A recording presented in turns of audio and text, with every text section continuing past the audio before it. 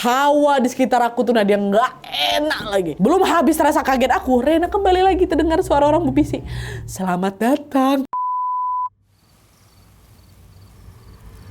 Hai, wassalamualaikum warahmatullahi wabarakatuh. Terima kasih sudah klik video ini. Tidak terasa sudah malam Jumat lagi. Itu berarti waktunya aku menemani kalian dengan menceritakan satu kisah horor Wawa part selanjutnya, Wak. Malam ini ceritanya bakal beda karena aku bakal mengajak kalian untuk ngebayangin sesuatu yang mungkin pernah kalian alami juga, yaitu nginap di rumah teman, Wak, ya. Nah, katanya nginap di rumah teman itu kan identik sama momen-momen yang asik gitu ya, kayak ngobrol sampai malam, cerita-cerita seru, curhat masa lalu, bahkan juga sampai membahas pengalaman horor yang pernah dialami masing-masing. Kan sering kayak gitu kita juga ya kan. Tapi gimana kalau sebaliknya? Alih-alih bisa quality time sama kawan kita, Wak, nginap di rumah kawan itu malah berubah menjadi memori pahit yang bikin kalian trauma. Nah, hal inilah yang dialami sama Wawa yang kisahnya kan aku ceritakan di malam ini, Wak. Pada suatu hari dia ini nginap di rumah temannya. Dan di sana dia mengalami sederet kejadian aneh. Tanpa disangka kejadian itu ternyata berujung pada momen terakhir seseorang yang bikin Wawa terus dihantui perasaan bersalah sampai sekarang. Nah, penasaran gimana kisah selengkapnya? Jadi tanpa berlama-lama kita langsung masuk aja ke ceritanya ya. Check it out.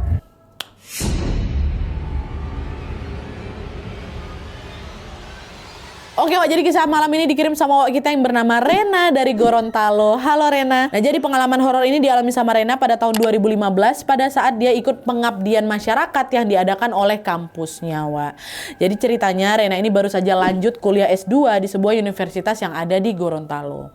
Tidak lama setelah dia masuk kuliah, dia dan beberapa mahasiswa lain di jurusannya diminta untuk ikut acara pengabdian gitu di sebuah desa. Kita sebut aja lah nama desa ini Desa Kembang ya. Acara pengabdian ini, Wak, cuma diadakan 1 hari aja waktu itu, tapi kegiatannya lumayan padat. Ada penyuluhan kesehatan dan juga ada pelatihan keterampilan untuk warga setempat. Nah, di bagian pelatihan keterampilan inilah dosennya si Rena ini meminta Rena untuk mengisi sesi pelatihan make up, riasan gitu loh. Karena memang dari dulu Rena ini dikenal jago merias, Wak. Nah, lokasi Desa Kembang ini berada lumayan jauh dari kampus dan sulit juga ditempuh untuk pulang pergi dalam sehari. Alhasil Rena sama kawan-kawannya yang ditugaskan ke sana, yaitu ada namanya Bu Syifa, Bu Umi, dan Bu Eni, harus bermalam di dekat lokasi acara. Jadi mereka berempat nih ya kan. Dan kebetulan ada juga teman sejurusannya Rena yang tinggal di Desa Kembang ini, Wak, namanya Kak Asti. Cuma Kak Asti gak satu kelompok sama si Rena ini. Akhirnya Rena sama kawan-kawannya ini pun izinlah ke Kak Asti untuk numpang nginap di rumahnya sehari, boleh nggak ya gitu selama acara. Nah, Kak Asti pun sebenarnya mengizinkan, Wak. Tapi waktu ditanya kayak gitu dia bilang dia udah nggak tinggal di sana lagi karena suaminya pindah ke desa lain. Jadi kalau misalnya mau nginap di rumah aku itu boleh, dan kalian juga bakal didampingi sama orang tuaku namanya Pak Adam sama Bu Nila. Dan Pak Adam sama Bu Nila ini juga sebenarnya nggak tinggal di situ, Wak. Mereka ada rumah lagi yang jadi tempat tinggal mereka sehari-hari. Jadi rumah itu tuh memang disengaja kosong dan diisi kalau misalnya ada tamu-tamu aja kayak gitu loh, dibiarkan kosong. Nah, mendengar itu Rena sama kawan-kawannya ya setuju-setuju aja, diizinkan mau nginap. Kami udah senang kali karena nggak didampingin pun sebenarnya nggak apa-apa, kami yang malah nggak enak. Cuman mungkin biar lebih ngerasa disambut lagi tuh ada tuan rumah di sana. Jadi Rena pun si Kak Asti ini pun minta tolong orang tuanya untuk nemanin Rena dan kawan-kawan selama numpang di rumah mereka. Dah. Sehari sebelum acara, Wak, Rena sama ketiga kawannya tadi berangkatlah ini ke Desa Kembang. Tapi waktu itu Bu Syifa sama Bu Umi nih, kawan satu kelompoknya Rena ini, juga ngajak keluarganya untuk ikut serta. Dan karena yang berangkat itu lumayan banyak, mereka pergi ke sana bawa 2 mobil. Di mobil pertama ada Rena, ada Bu Umi, ada keponakannya Bu Umi namanya Aris, dan juga Bu Eni. Sementara di mobil kedua ada Bu Syifa, suaminya, dan ada anak perempuannya yang seumuran sama Rena namanya Bella. Dan FYI di jurusan itu Rena ini mahasiswa yang paling muda memang, makanya selebihnya pakai Bu Syifa, Bu Umi, dan lain-lain. Karena Rena yang paling muda, dia satu-satunya mahasiswa yang waktu itu belum nikah, kata si Rena. Nah, singkat cerita, setelah menempuh perjalanan selama hampir kurang lebih 5 jam, mereka nyampe lah ini di rumah Kak Asti di Desa Kembang ini. Dan pas mobil mereka baru sampai, Pak Adam sama Bu Nila pun sudah berdiri di depan pintu, seolah-olah lagi menunggu kedatangan mereka. Ngelihat itu Bu Umi nyeletuk, ih ramah kali orang tuanya si Asti ya, kita belum sampai aja udah disambut kayak gini gitu kan. Nah, awalnya Rena cuma tersenyum aja, oh iya ya Bu ya kayak gitu. Tapi gak lama kemudian aku notice Nadia ini macam ada yang gak beres sama orang tuanya Kak Asti. Waktu noleh ke arah mereka, Rena ngelihat wajah Pak Adam, which is bapaknya Kak Asti ini, pucat kali, Nat. Pucat, tapi bukan pucat biasa ya. Di pandangan aku wajahnya Pak Adam tuh kayak film hitam putih jadul gitu loh. Tapi waktu Rena ngelirik ke Bu Nila, wajah Bu Nila normal-normal aja. Pak Adam yang kayak gitu. Tapi meskipun udah ngerasa janggal di awal, Rena mencoba tetap positive thinking. Kayaknya Pak Adam lagi sakit itu mungkin ya, makanya pucat kali. Tapi pucatnya aneh, nah dia pucatnya beda gitu loh. Udah lah, di situ mereka pun langsung turun dari mobil dan langsung menyapa orang tuanya Kak Asti. Nah pas lagi sapa-sapaan ini, Rena ngerasa hawa rumah itu Nadia langsung nggak nyaman yang aku dapat, nggak nyaman sama sekali. Harusnya kan di desa lebih adem, lebih asri kayak gitu kan, nggak. Waktu masuk tuh kayak gelisah gitu aku. Cuma di situ balik lagi Rena diem aja kan, dia nggak mau merusak suasana pastinya. Bu Nila pun langsung ngajak mereka masuk dan menaruh barang-barang mereka di kamar yang sudah disiapkan. Nah jadi di rumahnya Kak Asti ini ada 3 kamar. Kamar pertama ada di dekat ruang tamu, kamar kedua di dekat ruang keluarga, kamar ketiga dekat dapur. Cewek-cewek di situ ditempatin di kamar kedua, sedangkan para cowok Aris ponakannya si ibu tadi sama suaminya Bu Eni nempatin kamar pertama. Nah orang tuanya si Kak Asti di kamar terakhir. Nah pas masuk ke kamar, kan masuk ke kamar 2 nih. Pas masuk ke kamar, Rena nih samar-samar nyium bau wewangian, bau wewangian yang biasanya dipakai untuk mandiin jenazah. Ya kan, jadi macam ada kayak bau kapur barus tapi lebih nusuk, lebih nyengat gitu. Nah kok ada rumah kayak gini gitu. Nah belum reda rasa heran itu, pandangan Rena nggak sengaja tertuju ke ujung kamar. Di sana ada kamar mandi kecil, kamar mandi dalam kamar mandi kecil, dan di depan kamar mandi itu ada macam lubang gitu loh lubang buat ngalirin air. Kenapa kayak gitu? Karena menurut kebiasaan masyarakat di sana kamar mandi kayak gitu tuh sengaja didesain untuk nanti mandiin jenazah di kamar itu Jadi kalau misalnya ada anggota keluarga di rumah yang meninggal, jenazahnya itu bisa dimandikan di kamar itu. Jadi kan lebih luas dibanding harus ke kamar mandi di luar kan. Jadi taruhlah di kamar, satu kamar yang kita bikin sewaktu-waktu kalau ada yang meninggal bisa dimandikan di situ tanpa harus dibawa keluar. Ini rumah kakek aku juga kayak gitu. Rumah kamar depan pun dibikinnya kayak gitu. Ada saluran untuk buang air biar kalau ada apa-apa meninggal dimandikan di situ gitu. Cuma karena aku baru cium bau kapur barus, aku kan jadi mikirnya kemana-mana. Apa jangan-jangan baru aja ada yang dimandikan di sini kayak gitu. Tapi lagi-lagi karena dia lagi bertamu, baru datang juga kan, dia berusaha kayak menenangkan diri. Nggak mau juga dia komplain. Ya udahlah nggak usah mikir aneh-aneh gitu. Dah, Rena lanjut lagi nih, taruh barang-barang dia di kamar. Dan setelah itu dia mau nelpon mamanya nih buat ngasih kabar aku udah nyampe mah. Sementara kawan-kawan yang lain lagi duduk di ruang tamu, lagi ngobrol sama orang tuanya Kak Asti. Jadi Rena sendirian tuh ayah di kamar. Nah, udah deh aku udah beres-beres bentar. Pas aku baru menelpon mama, Rena dikejutkan dengan suara keran kamar mandi yang tiba-tiba nyala. Kok nyala gitu kan? Perasaan kawan-kawan aku masih di luar lah gitu. Rena ke kamar mandi, dimatikanlah keran itu. Balik lagi ke kamar. Nggak lama dia balik ke kamar, nyala lagi keran itu Dia balik lagi, dimatikan lagi. Apa nih kok hidup sendiri? Bergerak soalnya kerannya tuh. Kenapa nih kok udah 2 kali kayak gini? Terus pas Rena lagi di kamar mandi ini Rena denger ada suara laki-laki yang berbisik.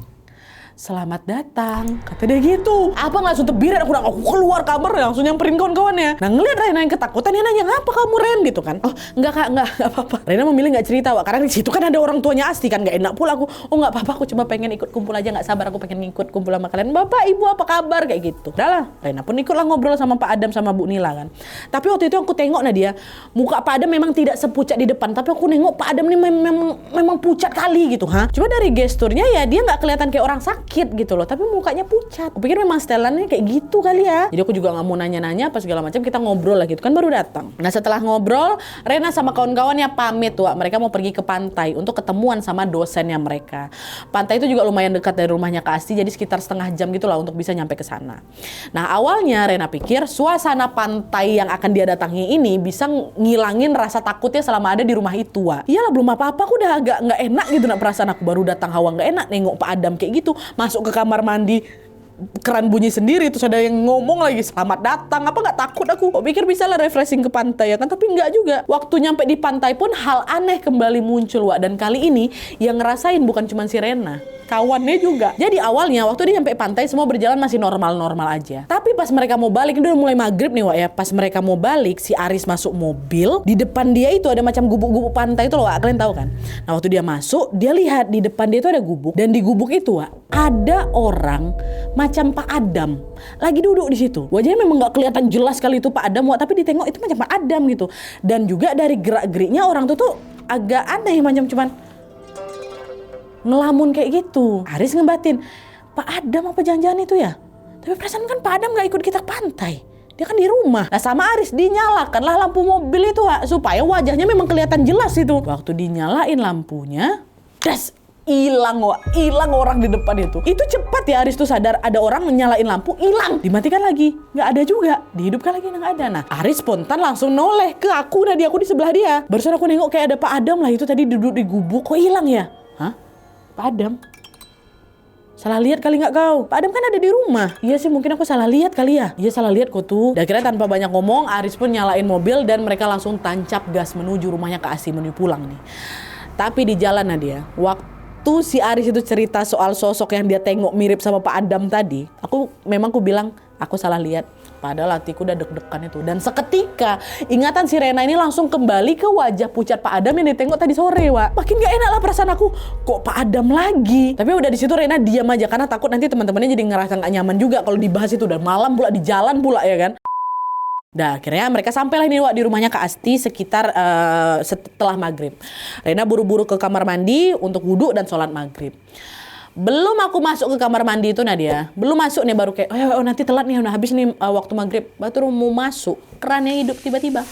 Hidup lagi, padahal sebelumnya mati. Baru buka kamar mandi nih ya. Gak lama kemudian baru dia hidup. Set gitu.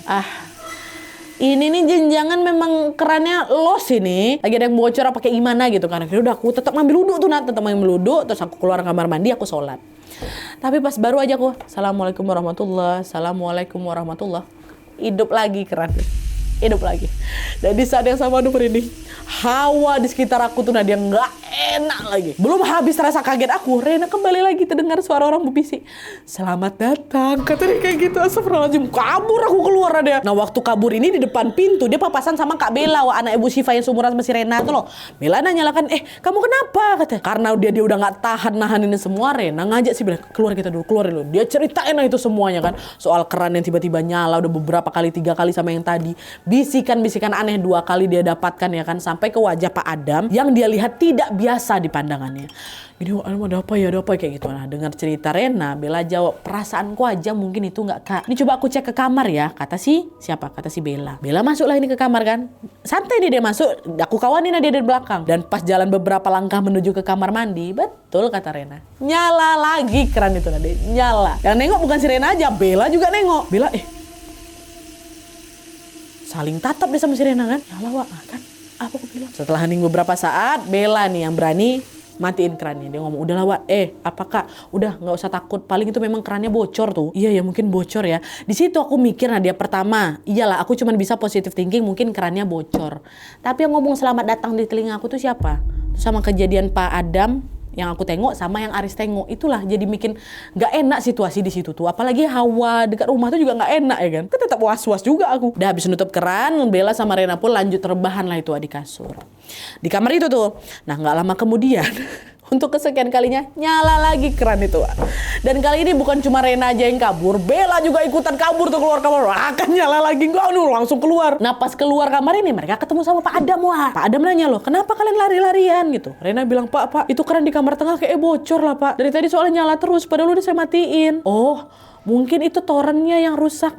Ya udah saya benerin dulu ya. Kalian tunggu aja di ruang tamu bareng yang lain gitu. Bella udah nyelonong duluan Dia udah lari duluan. Aku yang ngomong sama si Pak Adam. Udah lah tuh kan Rena nurut. Rena nyusul si Bella untuk ngumpul sama kawan-kawannya yang lagi ada di ruang tamu depan. Dah ngumpul lah lagi mereka kan. Berarti Pak Adam mau benerin toren. Udah ngobrol-ngobrol apa segala macam. Selang beberapa saat kemudian terdengar suara wanita teriak Wak dari samping rumah. Astagfirullah, Bapak. Nah teriakan itu bikin mereka yang lagi kumpul-kumpul langsung buru-buru nyariin sumber suara ya kan. Nah waktu didatangi, dia ternyata yang teriak Bu Nila, mamanya Kak Nita. Dengan posisi dia lagi terduduk lemas, meluk suaminya yang jatuh ke tanah. Tapi wajahnya biru lebam tuh loh. Nah Aris sama suami kawannya si Rena ini langsung ngangkat Pak Adam mau bawa ke rumah sakit nih. Nah waktu diangkat itu Nadia, aku nengok tangannya Pak Adam itu lagi genggam tang sama ada beberapa kawat yang jatuh di sana kayak lagi mau benerin sesuatu. Apa aku nggak terpikir di situ, aduh Pak Adam jatuh karena mau benerin toren air tadi kali ya. Langsung otomatis ngerasa bersalah. Aku mana sampai biru pula muka ya kan, bukan pucat lagi, biru orang kayak orang habis dicekek. Tapi Wak, karena nggak tega ngeliat Pak Adam yang lagi mau diangkat ini Wak, Rena refleks ngalihkan pandangannya ke arah belakang, ke arah dapur tuh loh. Tapi pas dia noleh ke sana di dekat pintu dapur belakang itu Rena ngeliat ada makhluk hitam tinggi besar, tinggi besar, matanya melotot ke arah aku. Ya Allah, buang muka. Astagfirullahaladzim, apa tuh? Salah tengok aku nggak? Rena langsung nyenggol lengan Bella, lagi ada di sampingnya. Bel, coba tengok Bel. Di pintu ada apa Bel? Udah ditengok sama Bella, nggak ada apa-apa Wak. Kenapa? Rena makin ketakutan di situ, Wak. Nangis. Berarti kan cuma aku aja yang nengok tuh. Udah, aku jangan nangis, tenang, ini Pak Adam lagi kenapa-napa ini. Di situ aku nangis karena aku panik. Nah, Pak Adam barulah kayak gitu. Nggak lama aku nengok kayak gitu lagi. Cuma ya udah, akhirnya mereka tetap fokus bawa Pak Adam untuk dibawa ke puskesmas. Waktu itu ada puskesmas, nggak sempat bawa ke rumah sakit. Di situ Aris, Rena, Bu Umi sama Bu Nila langsung nyiapin mobil ngebopong Pak Adam dan mereka bergegas pergi ke rumah sakit terdekat, ke puskesmas terdekat. Begitu nyampe, Pak Adam langsung dibawa ke gawat darurat dan langsung ditangani sama petugas yang berjaga, Wak. Sementara Rena sama yang lain nunggu di luar nih dengan perasaan yang udah cemas gitu kan. Aduh, kayak mana nih, semoga Pak Adam nggak kenapa-napa gitu kan. Nah, di tengah kecemasan itu lagi-lagi aku tengok sesuatu yang sama. Di salah satu sudut puskesmas, Rena melihat ada sosok makhluk besar hitam natap aku lagi dari kejauhan. Dan pas aku tengok, aku baru ngeh itu tuh sosok yang tadi aku tengok di rumahnya Pak Adam. Ngapain dia ngikut sampai puskesmas? Ngikut dia, Wak. Aku astagfirullahaladzim. Apa tuh astagfirullahaladzim? Udah dalam nunduk aja kan, nangis juga ada di sana. Dia tak fokus, ya udah doain Pak Adam lebih yang penting, Pak Adam yang penting gitu kan. Aku nggak mau juga bikin huru-hara di sana gara-gara aku nengok sosok itu kan. Pak Adam yang terpenting saat itu. Dah, mereka doa, si Rena nggak mau lagi nengok ke sudut sana. Nggak lama mereka dapat kabar, Wak. Pak Adam nggak tertolong, meninggal Pak Adam. Meninggal. Dan kata petugas medis, Pak Adam ini sudah meninggal sebelum dibawa ke puskesmas. Jadi waktu dibawa rumah sakit itu sebenarnya udah meninggal. Cuman nggak tahu pasti meninggalnya apakah di rumah sudah meninggal atau di perjalanan itu meninggalnya. Dan pas tahu soal itu, apa nggak makin lemas aku di situ nanti. Ya Allah, kalau aja aku nggak bilang kerannya rusak, pasti Pak Adam masih hidup kan. Ini semua gara-gara aku nih. Itu langsung kayak gitulah pasti perasaan si Rena, Wak. Di momen itu Rena itu udah nggak fokus lagi buat ngikutin pengabdian yang lagi diadakan sama kampusnya. Itu dia pengen pulang malam itu juga. Begitu juga dengan yang lain, Aris, Bu Umi, Bu Syifa dan semuanya yang ada di sana juga ikutan shock lah pasti.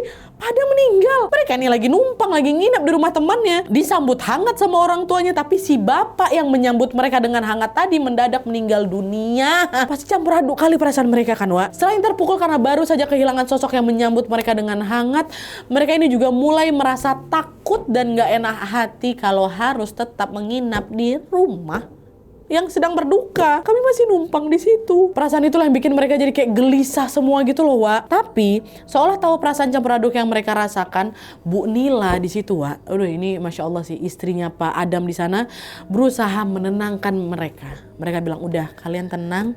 Makasih ya Mas Mbak udah nganterin suami saya ke sini. Kalian pulang sekarang, kalian istirahat. Besok kalian masih ada kegiatan. Itu kata ibunya, Wak. Jenazah Bapak biar saya ngurus sama kerabat-kerabat yang lain. Sekali lagi makasih udah nganter Bapak ke sini. Kalian pulang, kata Bu Nila. Di situ Bu Nila juga bilang kalau jenazahnya Pak Adam ini mau dibawa ke rumah utama mereka, Wak. Yang tadi gue bilang kan rumah mereka ini cuma rumah kayak buat rumah tamu lah gitu ibaratnya kan. Pak Adam ini akan dibawa ke rumah utama. Dengan perkataan Bu Nila, akhirnya Rena sama kawan-kawan yang lain pun dengan berat hati pulang ke rumahnya Kak Asti lagi, Wak. Sebenarnya pasti kami nggak enak kali, Wak, ninggalin Bu Nila di situ kan, di tengah situasi yang kayak gitu pula. Tapi kami juga sadar besok kami ada acara yang nggak bisa ditinggalkan gitu. Cuman kami pulangnya setelah memastikan Bu Nila tidak sendiri, udah ada beberapa kerabat yang datang. Udah baliklah kami, Nadia. Nah, pas nyampe di rumah, Wak, kamar yang harusnya Rena tempati, which is kamar tengah ini udah dikunci rupanya sama keluarga Kak Asti. Cuman barang-barang kami yang lain, dia udah dikeluarkan dari kamar. Jadi di malam itu mereka tidur di lantai ruang tamu. Itu sampai sekarang aku nggak tahu alasannya dan kami juga nggak mau komplain. Pikiranku waktu itu cuma dua, karena mungkin kami semua lagi pada pergi ke rumah sakit, jadi takut nanti barang-barangnya ada diapa-apain atau ada apa-apa sama kamar itu, sehingga waktu kami pergi, barang-barang kami udah dikeluarin duluan, supaya kami nggak nginap lagi di situ, gitu, paham kan maksudnya? Tapi itu cuma pikirannya si Rena aja, Wak, ya. Karena waktu kami datang, barang-barang aku di kamar tengah dikeluarin. Nah, tentu aku nggak akan nanya kenapa, karena kami cuma numpang di sana, ya kan? Dan nggak mungkin juga nanya ke keluarga-keluarga yang lagi berduka saat itu. Tapi yang jelas situasinya waktu kami balik, barang-barang di kamar tengah dikeluarkan, barang-barang kami. Cuman kamar depan aja yang nggak dikunci pintunya dan masih bisa ditempati. Tapi karena semua masih shock sama kejadian barusan kan, mereka semua milih untuk tidur rame-rame di ruang tamu. Nah di situ mereka saling cerita, Wak, saling cerita dan semuanya masih nggak percaya kalau Pak Adam sudah meninggal dunia pasti. Dan saat itulah Rena ngeluapin penyesalannya. Dia bilang, semua ini gara-gara aku. Ya Allah, kalau aja aku nggak bilang soal keran tuh rusak, Pak Adam pasti nggak bakal naik ke toren. Kalau aja aku tuh diam aja, beliau pasti masih hidup sekarang, masih ngumpul-ngumpul sama kita. Waktu dengar itu untungnya kawan-kawannya nggak nyalahin si Rena, Wak. Yang ada mereka malah berusaha menenangkan Rena. Dia bilang, udah Ren, tenang, ini bukan salah kamu, emang udah ajalnya kayak gini kok gitu kan. Ditenangin. Terus mereka ngobrol apa segala macam kan untuk menghilangkan perasaan itu. Ngantuk lah ini, tidurlah satu persatu. Kecuali aku, Rena. Sebetulnya waktu itu aku masih pengen curhat gitu loh untuk ngilangin rasa bersalah aku. Tapi karena semuanya udah tidur, Rena pun mencoba untuk ya udahlah aku paksain tidur juga meskipun aku belum ngantuk, nggak bisa tidur lah gitu kan. Nah pas lagi di posisi menyamping ini, Wak, setengah sadar, Rena ngerasa ada orang yang lagi hentain kaki di atas kepala aku. Bayangkan kepala aku macam lagi dipijak, tas gitu. Langsung buka mata lah aku kan. Pas mataku kebuka, Allah. Di depan aku itu ada sosok hitam besar yang kemarin muncul lagi tapi di atas kepalaku. Aku langsung nge-freeze, aku disuruh badan udah nggak bisa digerakkan sama sekali. Bahkan nih, Wak, ya saking takutnya Rena tuh ngeblank aku sampai nggak sanggup aku baca doa dalam hati tuh nggak bisa. Nah kayak gitu nge-freeze macam mana? Sampai akhirnya Bu Syifa yang nepuk tangannya. Rena bangun, baca doa anak kayak gitu. Dia Rena kenapa-napa. Setelah ditepuk gitu barulah Rena bisa kebangun dan tubuhnya bisa digerakkan lagi. Nah sadar Rena ini lagi kenapa-napa, Bu Syifa langsung bilang, udah yuk tidur di kamar depan aja yuk, ibu temenin gitu katanya. Rena ngangguk lah kan, nggak mau lah aku tidur di situ lagi Nadia. Nah masuklah mereka ke kamar situ, ku paksain tidur, nggak juga bisa tidur Nadia. Masih shock aku kan. Kawannya juga nemanin bentar ya, habis itu tertidur lagi mungkin karena juga capek. Cuman aku aja nggak bisa tidur waktu itu. Lampu ku hidupin semua, baca-baca doa aja bisa kulakukan. Menjelang subuh, terdengar bunyi suara motor yang berhenti di halaman rumah, Wak. Setelah dicek, ternyata yang datang ini Kak Asti, kawannya Rena itu loh, pemilik rumah sekaligus kawan mereka yang bapaknya baru saja meninggal dunia. Waktu ngeliat Kak Asti datang, Wak, pecah aku di situ, langsung ku peluk lah Kak Asti, kan nangis aku sejadi-jadinya. Kak, maafin aku Kak, maafin aku. Gara-gara aku Pak Adam jatuh, Kak, aku minta maaf. Kalian tahu Kak Asti bilang apa?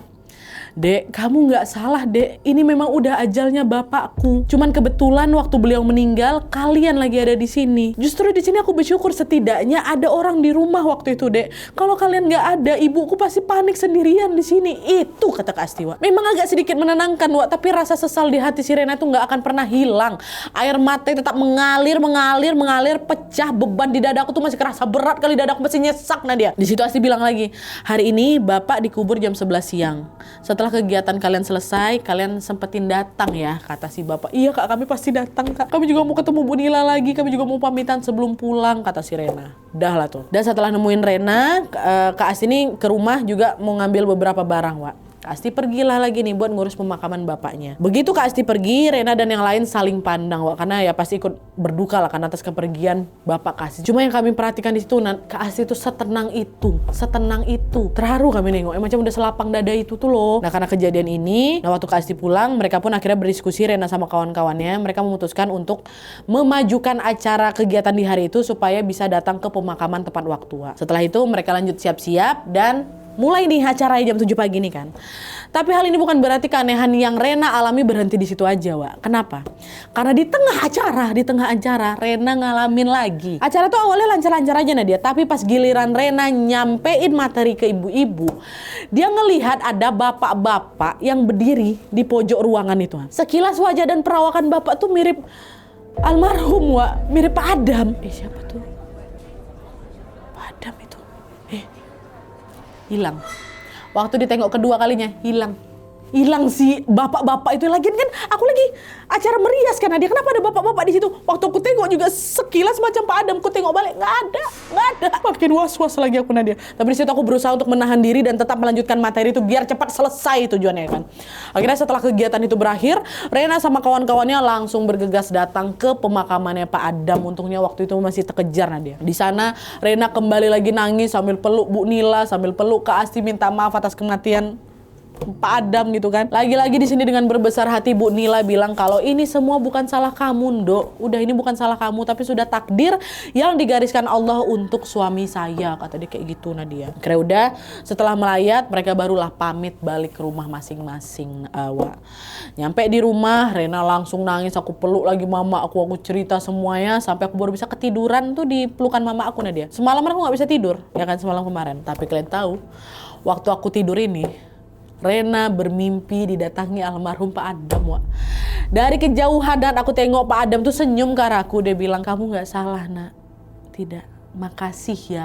Dilambaikan tangannya. Aku mimpi itu, kata dia. Soal tanda perpisahan tuh loh, Wak. Tapi waktu aku kebangun dan badan aku basah berkeringat. Padahal mimpinya cuma kayak gitu aja. Literally sesingkat itu. Tapi waktu aku bangun basah, berkeringat, terus ngos-ngosan juga siapa ini. Tapi di situ aku ada rasa sedikit plong gitu loh, Wak. Seolah-olah pesan di mimpi itu tuh dapat macam menembus perasaan aku waktu itu, Nat. Dan secara perlahan rasa bersalah Rena atas kematiannya Pak Adam yang selalu menghantuinya ini berangsur-angsur menghilang. Bergantilah dengan rasa ikhlas yang menenangkan. Nah tapi, Wak, masih ada satu kabar duka yang datang dari keluarga Pak Adam. Kata Rena, sebelum 40 hari kematiannya Pak Adam, sebelum 40 hari ya, Kak Asti meninggal dunia juga. Meninggal dunia tanpa penyebab yang pasti. Katanya sebelum meninggal, Kak Asti ini pernah cerita sama mamanya. Dia mimpi diajak ikut sama bapaknya ke suatu tempat.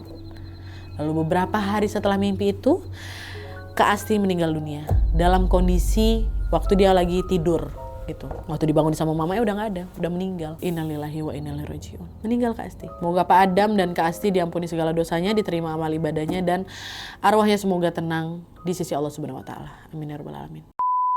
Oke, Wak, jadi itu tadi pengalaman mistis Rena pada saat ikut pengabdian masyarakat di Desa Kembang. Dari semua kejadian yang dialami ini, Wak, ada 3 hal yang tidak akan pernah bisa Rena lupakan. Yang pertama, keran yang hidup mati sendiri. Terus yang kedua, barang-barang mereka yang tiba-tiba dikeluarkan keluar setelah kejadian itu.